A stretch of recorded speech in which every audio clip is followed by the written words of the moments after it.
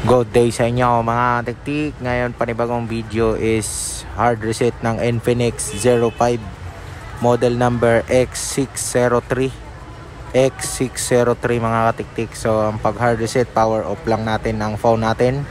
Pagkatapos natin i-power off, tayo natin ng ilang seconds at lagyan natin ng charger para in case hindi siya malobat. Mas maganda lagyan natin ng charger mga katiktik. So i-hold lang natin ang volume up at saka power switch. Pag lumabas na po yung Infinix, bitawan yung power switch mga tiktik at hintayin yan.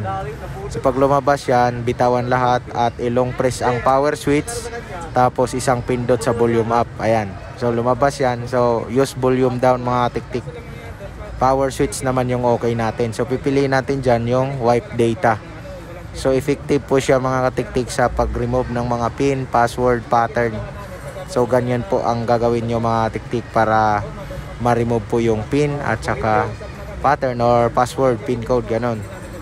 So nakuha nyo yung tricks. So antayin lang natin magbukas mga tiktik at para hindi maubos ang oras nyo, ipapass forward ko lang yung video na to. At kung bago ka lang dito sa channel ko, huwag kalimutan i-like, mag-subscribe at i-hit ang notification bell button para maging updated ka sa susunod na video. At in case mga katiktik na merong Google account yung hina-hard reset nyo, ilalagay ko po sa description kung paano po i-manual bypass ang Google account. So yun lang mga katiktik, hintayin nyo na lang na matapos.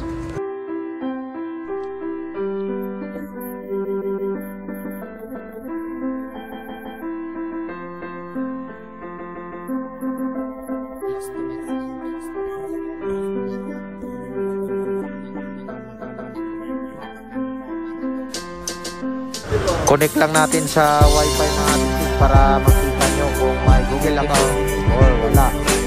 So kapag may Google account, sabi ko po ang link nasa description. Sundan nyo na lang po ang link na ibibigay ko para pa-bypass sa Google account.